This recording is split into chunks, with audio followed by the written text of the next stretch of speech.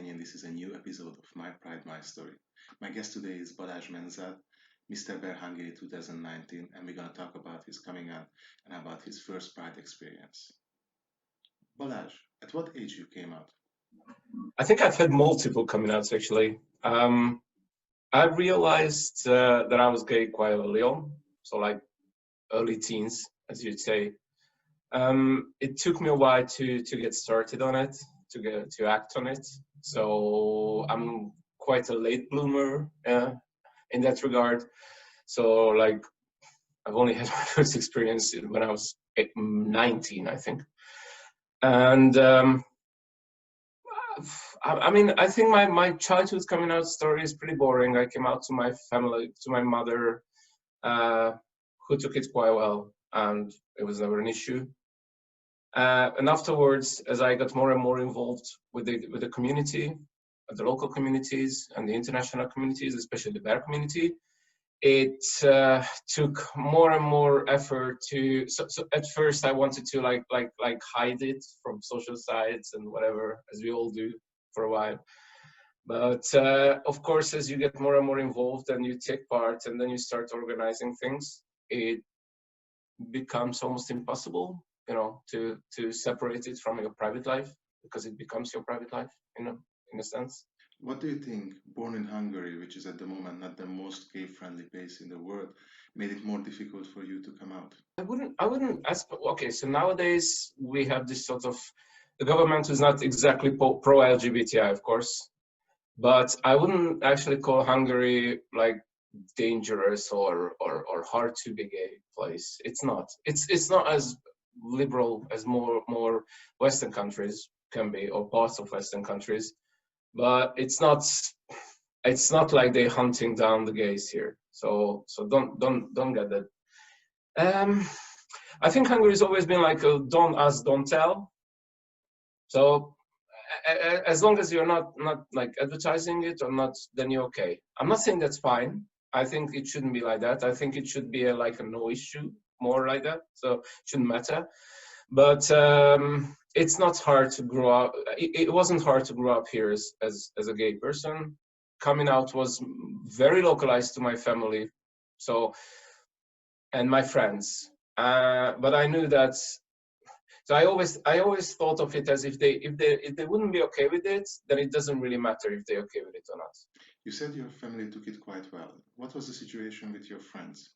I told it to a friend, to my best friend, when I was like temporarily moving to London, and he didn't make a big fuss. He was like, "Oh, okay," so I explained a few things, and that's it. So, like, you know, like why don't you have a girlfriend or something like that? The basics. But really, it wasn't a thing. It was okay, fine. So keep drinking. You mentioned that you lived in London. It never came to your mind to stay there? I didn't go temporary on purpose. It turned out to be temporary, but I just went there because I wanted to experience something else, to learn things, to know, to see other parts of the world. And London was like a logical choice because it's an English-speaking, but the UK is an English-speaking country, and I speak English, but I don't speak like Spanish, for example.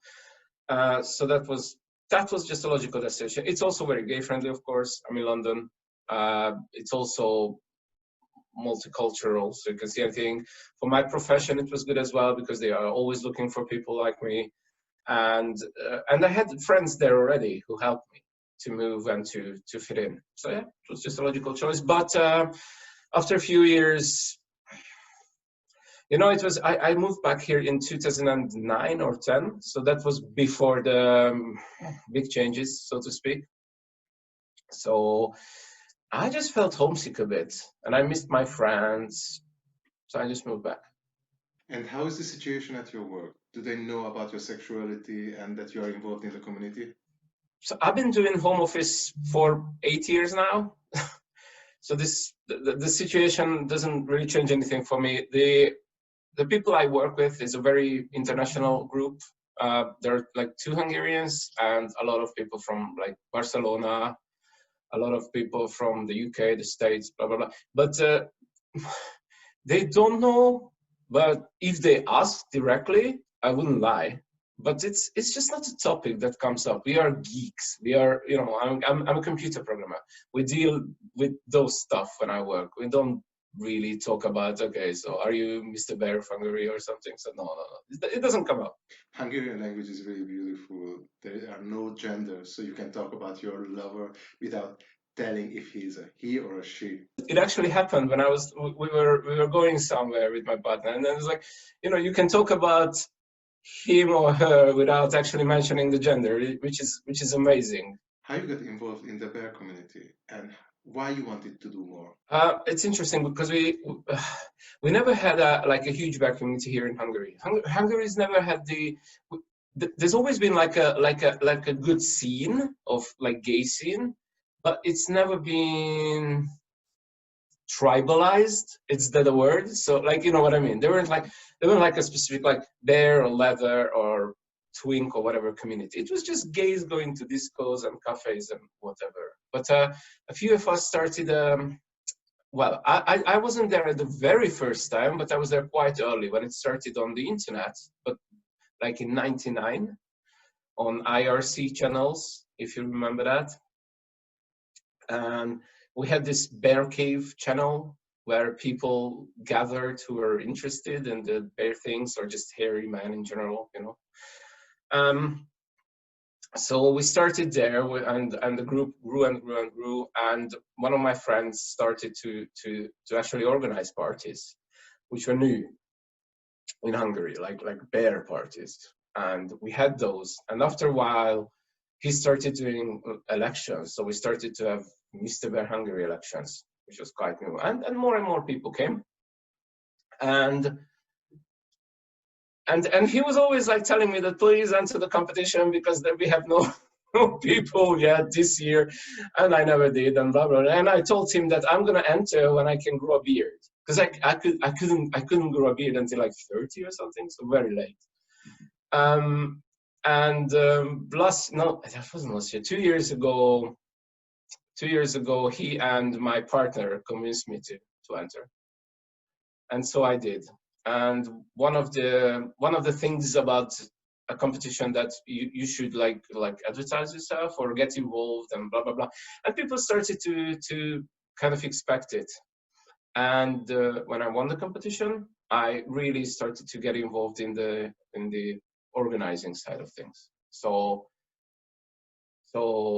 you could say that I kind of took over as the promoter and organizer of these parties. And the last election, which was this year February, just because the whole quarantine thing, I organized that weekend. And it looks like I'm gonna do the next one as well. If there's gonna be a next one, we're still not sure about that. So that's how I got involved in it, and that's how it's sort of my second coming out to the community, because I'm doing more and more publicly, especially abroad. What is the biggest challenge at the moment when you're organizing an event in Hungary? I know that you have monthly events. So what are the challenges when you're organizing a monthly event? Indifference. So like they're like peaks and valleys of people actually wanting to meet, at least here. Sometimes it's really hard to get a good crowd going.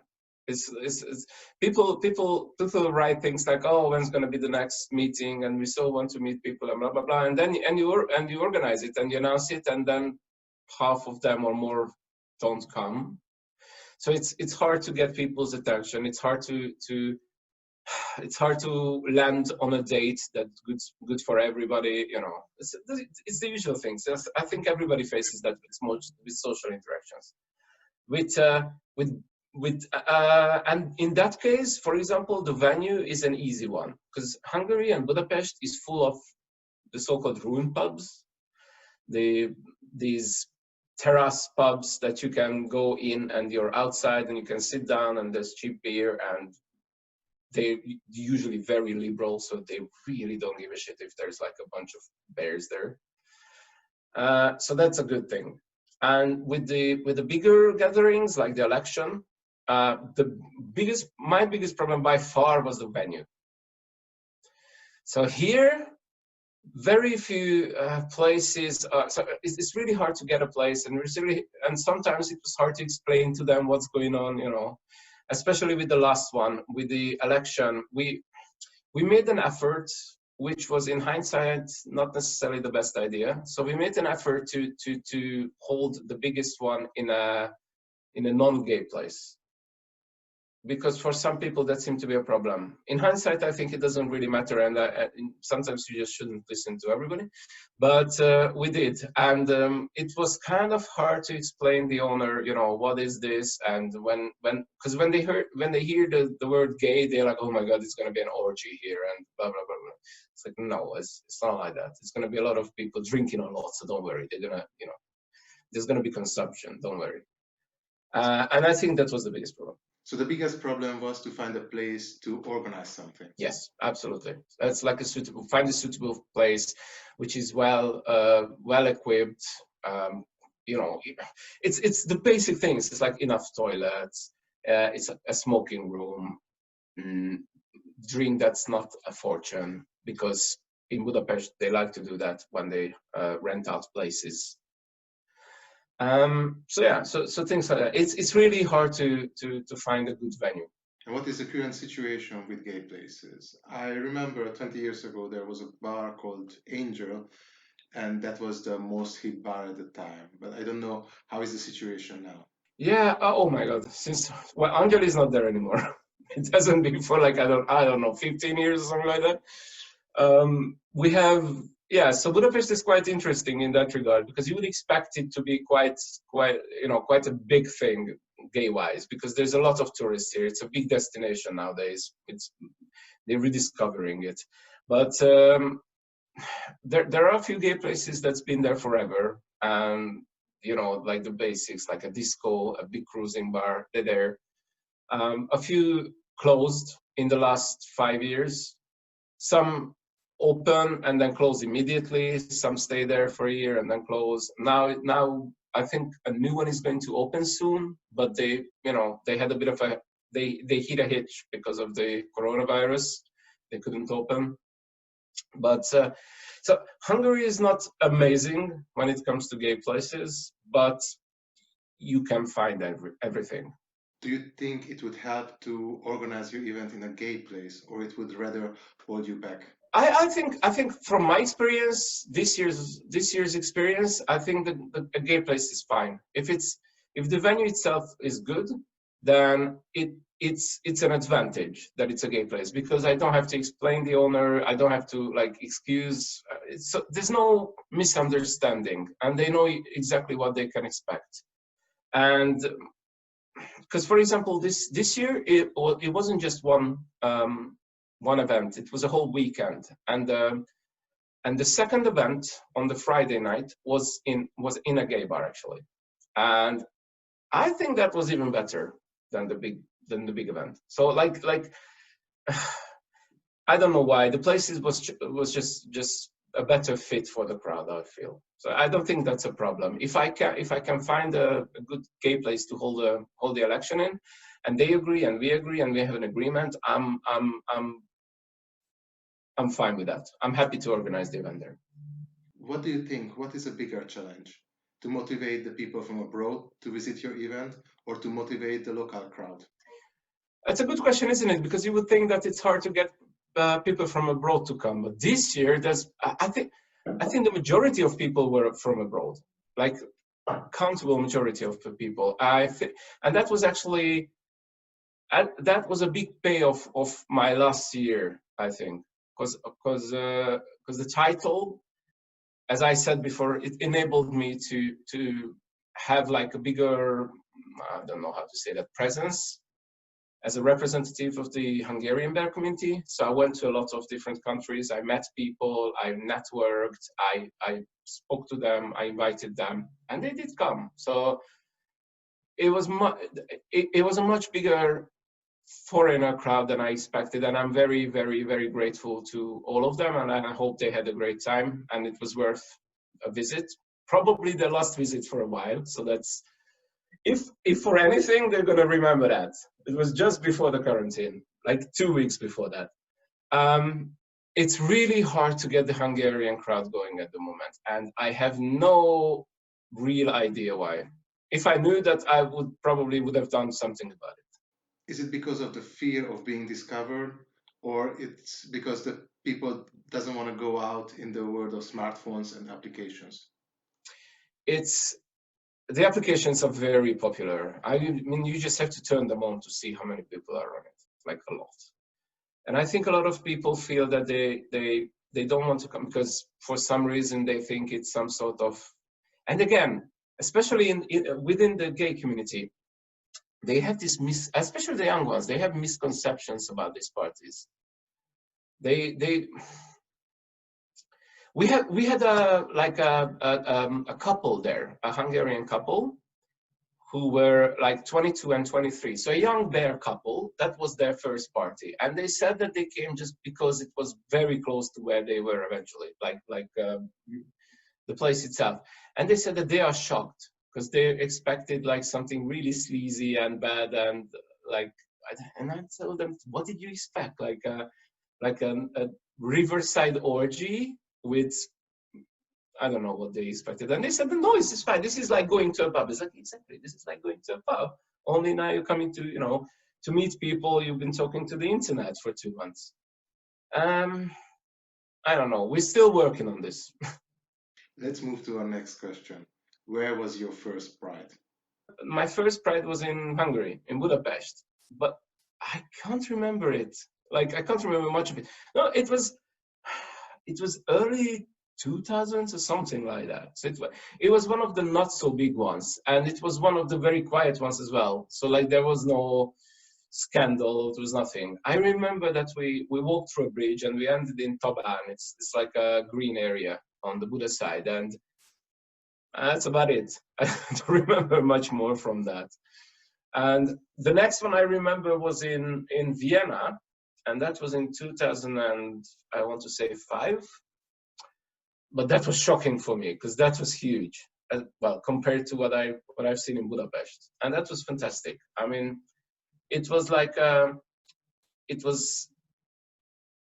mean, in hindsight, it was quite normal. So it wasn't like very show off and things like that. But it was a good spirited. A lot of people, vans, music. It's like a chill Pride, and that was really good.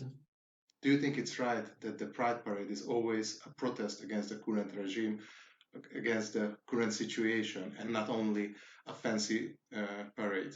Yeah, well, historically it is, right? So that's what the Pride is. And I think that I'm somewhere in the middle about this. I think it's important. If it's a Pride in a place where there's obviously a problem with it, then protest is part of the Pride. And I think that's normal. I don't see why people are arguing with it. It's like, of course it is. That's why it's there. It's not what's that? It's not Budapest parade. It's not like going out and dance and whatever. So if there's a reason, then I think yes, the protest should be part of the Pride, or the Pride should be a protest. Yes. If there isn't a reason, like in Western cities, then it's a parade, and I think that's fine as well, because in those times it just shows that it can be fun, and that's it. So that's it can be the effect, and it can be the cause as well. And I think it's okay. But I also think that it should be a protest if it's required. Yes. In the last 2-3 years, the Pride Parade and the observers were separated with a cordon. Did you march during those times, and what was the feeling? I mean, to be honest with you, the barriers were there for 2 reasons. They were not really there to protect us. That's my opinion, because it's not enough for that. It was there to segregate us. So that was more like a utility of power, just showing off that they can cordon the Pride out, basically. And I also think it doesn't really work. So I hope they will just forget about it. I mean, in the last one, they sort of did. So they realized that it's not really doing anything. and about the protesters, like the pride protesters, the anti-pride people. You know, the worst one was about, oh my God, when was that? 10 years ago-ish, 8? When there was like a bigger crowd and there were people like hunting for gay people after the pride when they were going home on the metro and buses.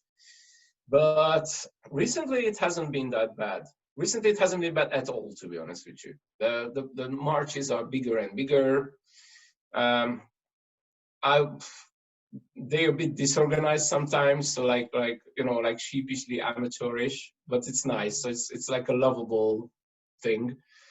And I think they're just middle-sized European prides now, and the cordons are disappearing because they realize it's not really doing anything and it's just a waste of money anyways. What do you think? What is the biggest difference in a Budapest Pride or in any other European Pride? I've been to a couple of prides recently in Poland, the other typical country, right? And the one in Wrocław, for example, that was very similar to ours, I think, in size as well, in mood as well, and the number of anti-protesters as well, which was not a lot.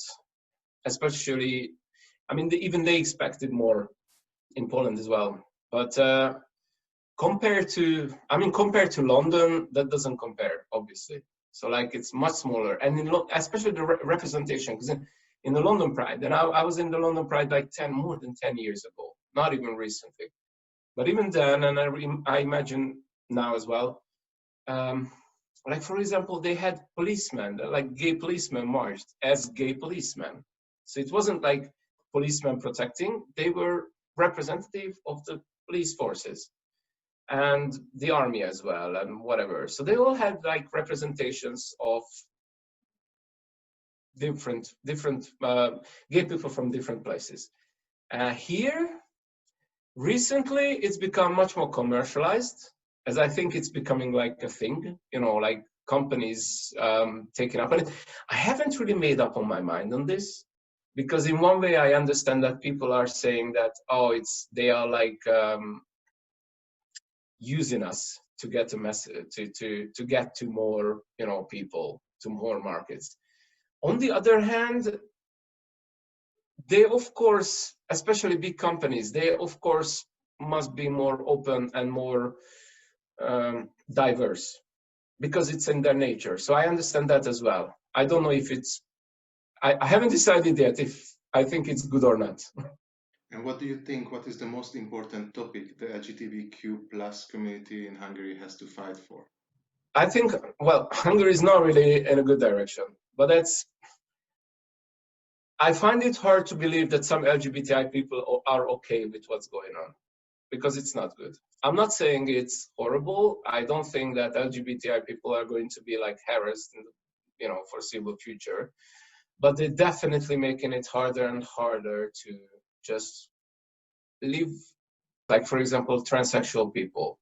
They're making it harder and harder for them to live a normal life, and I think that's horrible. And I think nobody should be exposed to things like this. And I honestly don't see why they're doing it, because the interesting thing that actually, according to polls, average Hungarian people are not actually especially against gay people or transsexual people. So it's not like they're playing on the carnal instincts of these people. I'm really, I think they're just looking for an enemy picture, because that's what they always do, like looking for an enemy that they can blame for everything.